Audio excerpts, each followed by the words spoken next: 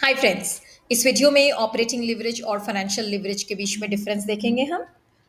सबसे पहला डिफरेंस है ऑपरेटिंग लिवरेज रिलेशनशिप बताता है ऑपरेटिंग प्रॉफिट और सेल्स के बीच में।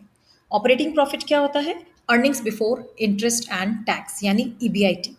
सेल्स एक ऑपरेटिंग एक्टिविटी होती है।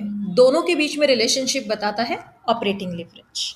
वहीं दूसरी ओर फाइनेंशियल लिवरेज बताता है ऑपरेटिंग प्रॉफिट और अर्निंग पर शेयर यानी अर्निंग पर इक्विटी शेयर के बीच में रिलेशनशिप बताता है।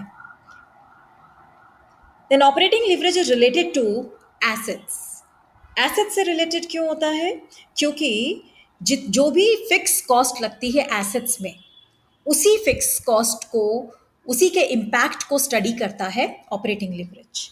जबकि फाइनेंशियल लिवरेज स्टडी करता है जो लाइबिलिटीज में जो फिक्स कॉस्ट लगती है। लाइबिलिटीज मतलब इक्विटी, डेट, डिबेंचर्स, इनसे रिलेटेड जो फिक्स कॉस्ट है उसका क्या इम्पैक्ट हो रहा है वो स्टडी करता है फाइनेंशियल लिवरेज।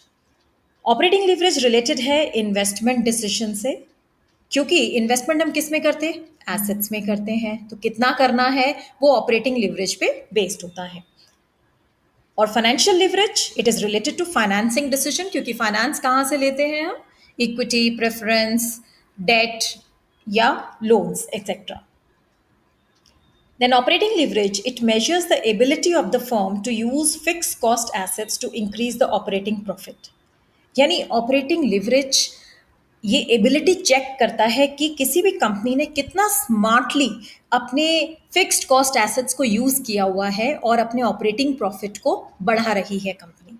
वहीं दूसरी तरफ फाइनेंशियल लिवरेज ये चेक करता है कि कंपनी ने कितना स्मार्टली ऐसे फंड्स को यूज किया हुआ है जिन पे फिक्स कॉस्ट पे करनी पड़ रही है, और उसके बावजूद आपका जो रिटर्न ऑन इक्विटी है यानी return on equity share holders को जो ईपीएस जो मिल रहा है वो भी बढ़ रहा है।